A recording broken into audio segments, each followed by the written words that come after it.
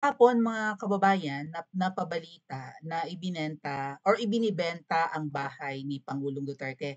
Mixed reactions tayo dito 'no, mga Duterte supporters ganyan.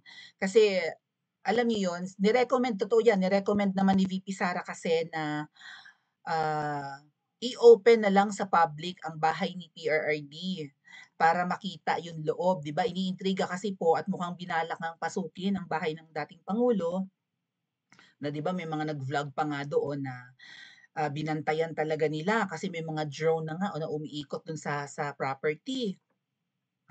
So, sinuggest ni VP Sara na para hindi na maintriga, 'di ba kung gusto talagang pasukin ng PNP at kalkalin yung loob kasi nga pinagbibintangan si PRRD na may mga goons, so puwede nilang tamnan ng mga armas doon. Sabihin na oh, ito ang ebidensya, ganyan-ganyan, 'di ba? Maybe this is the reason ba't binenta na lang ni Ma'am Hanilet kasi hindi na talaga po sila feeling safe sa bahay na 'yan. At sa tingin ko mga kababayan, hindi naman diyan sa bahay na 'yan lumaki sina VP Sara. Kasi nagsasama na for 21 years mahigit siyempre si Pangulong Duterte at Ma'am Hanilet. Kasi si Kitty nga ay 21 years old na, so pagpalagay natin it's more than that, maybe 22 years, 25 years. 25 years and my life was still I'm trying to get up. Sabi nung kanta na, sino kumanta nun? Forgot already. Di pa ako pinapanganak nun. Oh, so for sure hindi naman lumaki sina VP Sara dyan, sina Baste, siguro sa ibang, hindi naman yan yung bahay ni PRRD at ni Ma'am Elizabeth Zimmerman, yung kauna-unahang asawa, kung saan, yun yung, di ba, yung magulang ni na, oh, tama, kasi sinabi ni VP Sara na nakatira sila sa GSIS. Banggit niyo, na kwento ni VP Sara sa Australia, na meron siyang traumatic experience na nung umiyak-iyak siya, ipinalabas siya ng kwarto, at doon siya natulog sa sala. Kaya may phobia daw siya sa ipis, 'di ba? Si VP Sara kasi habang maliit lang siya no'n, 11 years old. So, meron silang ibang bahay, 'di ba? And sa tingin ko itong bahay ni na PRRD, ginamit ko na lang yung picture ni Drew Olivar. Shout out Drew. Shout out Baklo. Nakakaaliw kasi yung picture ni Drew diyan sa thumbnail natin na inedit niya, nilagay niya ng mga pictures niya yung labas ng bahay ni PRRD. But again, of course,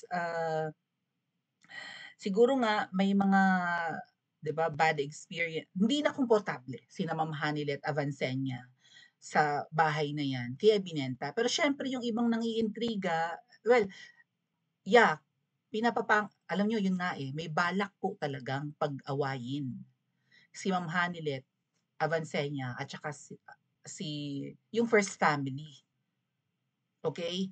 At ngayon na ibinenta ni Ma'am Hanilet ang bahay ni PRRD, kinukulayan nila ng hindi maganda ang eksena. Iniintriga nila si Ma'am Hanilet, mamaya pag-usapan natin yung pagbibida-bida na naman ng Intrimitida ng Donay Domini na double agent. Double agent ba siya? Or bida-bida lang talaga? We don't know. Kayo na lang magsabi. Oh, kung bakit daw binenta. Siyempre, ganun din naman tayo yung reaction natin ano, na bakit kaya? Ano kaya ang malalim na dahilan? Maybe kailangan nila ng pera. Tapos iniintriga na naman nung isang yun na, akala ko mayaman yang si Hanilet. Galit na galit talaga sila kay Ma'am Hanilet. Ang daing sira ulo, no? Duterte supporters baga talaga yung mga yan. Mahal ni PRRD si Ma'am Hanilet, may anak sila. Yang dalawang yan, si Kitty at si Ma'am Hanilet, yung saksi at na-trauma sa pagkidnap kay PRRD. Meron nyo kasasakay ka, babalik yun lang na Pilipinas. Tapos magkakaroon siguro ng, di ba, ng connecting flight si PRRD tsaka si na Ma'am Hanilet pauwing Davao or maybe magpapahinga konti sa Maynila. Hindi na nakapagpahinga, hindi na nakauwi ng Davao, kidnap na. Unlawful ano nga yun, unlawful whatever, may term diyan, eh, may specific term yung mga kakilala nating abogado. But yeah, sa atin sa layman's term, kinidnap si PRRD. Na-trauma yung mag-ina ta's inaaway niyo? Sira ulo ba kayo? Kasi yung iba po diyan, mga ate at kuya, ay talagang mukhang sa sobrang samba nila kay Alpot na allegedly recent girlfriend ni PRRD, eh, doon sila, 'di ba? Doon sila nakikinabang, eh. Yun yung kanilang access, eh.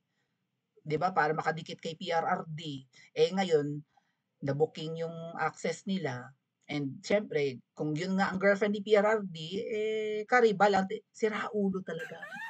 nakikiapid ditong alpot, tapos yun ang kanilang sinusuportahan, ay sira ulo. Sasabihin pa nila single-single si PRRD, sira ulong magaling. Anyway, binalita nga po ng Abante itong pagbenta ng bahay ni PRRD. Oy nga pala ha, balak pa nilang mag-fundraising. Nakikiliti na naman ang tumbong ng mga at tinggil ng mga double agents sa usapin ng ano, nag-fundraising tayo para tayo na lang ang para ano taong bayan na lang ang bumili ng ano, ng bahay ni na ibenta na. Kanina may article na ibenta na, may nakabili na po. Okay, sold na yung bahay ni PRRD. Sino kaya yun? Sino kaya ang bumili? Hopefully, malapit na kaibigan or kakilala or kamag-anak rin ang bumili. Well, dyan po sa village or sa subdivision kung saan nakatira si PRRD, I think that's in Matina, eh, may mga neighbors naman siguro sila, right? Na, Ate Rayson, thank you. And thank you rin po kay Ate Ellie. Kahit siguro yung mga neighbors na lang ni Tatay Digong dyan sa village kung saan nandun yung bahay nila. Ay, uy, may update, may update.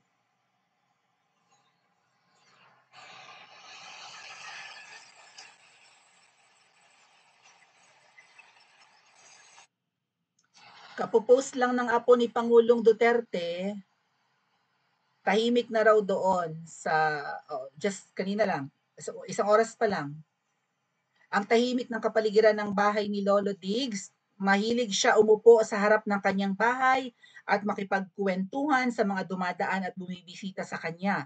Kahapon lang nagdesisyon ang kanyang partner na si Hanelit Abansenya na ibenta ito, pero ngayon nawala na yung sign ng house and lot for sale. We are not sure kung nabago ang isip niya or sold na talaga.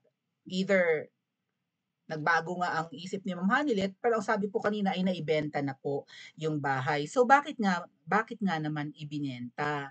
Well, ayaw nga nating maipagbili yan. Kumbaga, kung gusto nating bisitahin ang dating Pangulo or maybe pag umuwi siya ng Pilipinas, doon natin siya dadalawin, di ba?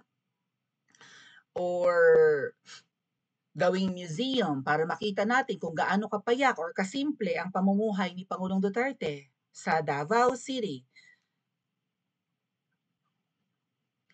So, ito yung article ng Abante tonight. Bahay ni Digong sa Davao City for sale. Ayun nga, pinakita natin, no? Wala na yung for sale na karatol, na tarpaulin. Eh, ibig sabihin, either nabenta na, pero sabi po, nabenta na nga mga kababayan, or nagbago ang isip daw ni Ma'am Hanilet Avancenia. Ibinibenta na ang bahay ni dating Pangulong Rodrigo Digong sa Davao City ayon sa kinakasama niya si Hanilet Avancenia. Okay. So, ang sabi po dito mga kababayan ay parang may mga pangit na experience si ang pamilya ni na Ma'am Hanilet doon. Also, hindi na rin sila kampante. May nagsuggest po sa kanila na lagyan ng mga CCTVs ang bahay sa loob at labas. Labas ng maybe sa labas ng gate lagyan ng CCTV or cam, right? And lagyan din daw ng CCTV sa bawat kwarto para lang maging safe. Mga kababayan, hindi po madali ang medyo hindi po talaga hindi ka makakaramdam ng security kahit na may CCTV ang loob at labas ng bahay mo. Sa mga kababayan natin na may mga CCTV, ano bang tawag niyan sa ano sa security cam, right? Sa mga nasa states. Yung may mga security cam or may CCTV nga. Kapag may CCTV ang bahay natin, tapos nilagyan mo pa yung loob, yung mga kwarto just to make sure na 'di ba na kung pasukin ka man ng kriminal or ng mga pulis tapos tamnan man ng mga ebidensya laban sa Duterte o lagyan doon ng droga or lagyan doon ng baril para sabihin si Pangulong Duterte ay ano talaga no mamamatay tao, may mga goons or 'di ba? Baka sabihin pa nila terorista si PRRD o kaya 'di ba kaibigan pa naman niya yung mga NPA. Also, baka sabihin nila drug lord talaga si PRRD kasi nga may nakuha doong mga paraphernalia ng Kiabu or whatever, hindi pa rin po kayo makakaramdam ng safety Hindi kayo makakaramdam na kayo ay safe kapag may mga CCTV pati sa loob ng kwarto niyo. Alam niyo ang daling i-hack niyan, okey? Baka mamaya 'di ba may mga IT experts from India and from the US na kaya nilang ano, magkaroon ng access sa CCTV niyo. Even sa Pilipinas may nag-trending na ganyan 'di ba? May isang parang call center na puro scammers yung nandun tapos hinak yung kanilang CCTV, huling-huli sila, kitang-kita sa CCTV na nangsa-scam sila ng mga tinatawagan or kinakausap. Hindi ka makakaramdam na safe ka kapag may CCTV pa rin. Kasi nga, baka ma-hack yan, baka mamaya yung pagbibihis mo, 'di ba, paghuhubad mo or whatever na ginagawa nyo, ay ma-view ng ibang mga hackers. So, dahil nga pinapalagyan niya ng mga security cams para kung sakasakaling lusubin ng mga pulis, may magamit kayong ebidensya or sinamamahanili. Ano na, wala rin si Tatay Digong, may 4 na katulong daw na dun nagme-maintain ng bahay, pero hindi sila kampanteng umuwi, binenta na lang. Ang pagkakaalam ko mga kababayan, may, condo si Kitty sa Manila. Kasi kung hindi mo sa Manila, maybe in Davao. But si Kitty nga kasi mga kababayan ay social media influencer na model. 'Di ba? May mga ini-endorse siyang mga products, ang laki-laki ng billboard niya diyan sa may ano, C5. Nakakadaan kayo ng C5, may malaking billboard diyan si Kitty, ang ganda-ganda ni Kitty. So hindi ko alam kung tinake down na 'yun, pero kung nung nandiyan nga ako, dumadaan ako lagi sa C5 diyan sa Pilipinas, nakikita ko ang laki-laki ng billboard ni Kitty Duterte, ang ganda-ganda. So, sa tingin ko si Kitty ay tsaka parang nabanggit ni Ma'am Hanilet 'yan, eh, na 'di ba pinatitira nila si PRRD sa Manila na pakasama nila, ayaw lang ni Tatay Digong. Gusto niya diyan talaga siya sa Davao or Davao City sa Matina. Kasi gano'n talaga yung mga ano, eh, yung mga oldies. Mas gusto nila yung kinalakhan nilang lugar rather than 'di ba living in the urban areas like Manila or Davao City or Cebu. Mas feel nila yung rural or yung gano'n, yung tahimik. So, pero siyempre sina Ma'am Hanilet, tapos si Kitty ay hindi na nakakaramdam na safe sila, wala si PRRD, malulungkot lang sila araw-araw na dalawa sila nandun ta's wala si Tatay Digong, minabuti na lang nilang ipagbili. Tapos siguro kailangan talaga rin nila ng pera 'no, para sa mga kaso-kaso or pambiyahe papuntang the Netherlands, kaya kailangan nilang i-give up yung bahay, tutal hindi naman nagagamit. Oh, diyan natin makikita na simpleng tao si PRRD na hindi naman yumaman after na umupong pangulo. Kasi nga hindi corrupt. Oh, kaso mo iniintriga pa rin ng mga double agent si Ma'am Hanilet, ba't daw binenta yan? Ayaw nating maibenta yan kasi nga gusto rin nating mangyari na maybe gawin na lang yung museum and hopefully kung sino man yung bumili ng property ay gawin na lang na parang museum, right? Pero ang pinakamagandang gawin po dyan, kung sino man yung bumili at sa palagay ko malapit kina Ma'am Hanilet, 'di ba? I-check muna nila lahat. Ipakita nila sa bumili ng property na, "Oh, ha, o ayan ha, iiwanan namin yung property na 'to, wala ditong mga droga-droga, baril, granada, wala itong underground na may heartbeat." 'No? Siguro may ganyang arrangement sina Ma'am Hanlet tsaka yung bumili. "Wala ha, ito talaga bahay lang.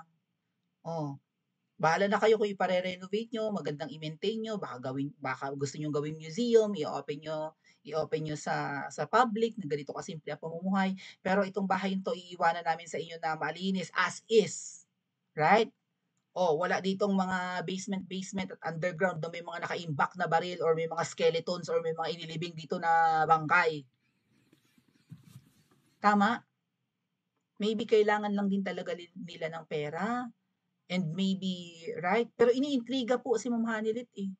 Baka ang gusto pa nilang palabasin, hiningi niyo ba yung ano, yung consent ng mga anak ni PRRD bago ito ipagbili?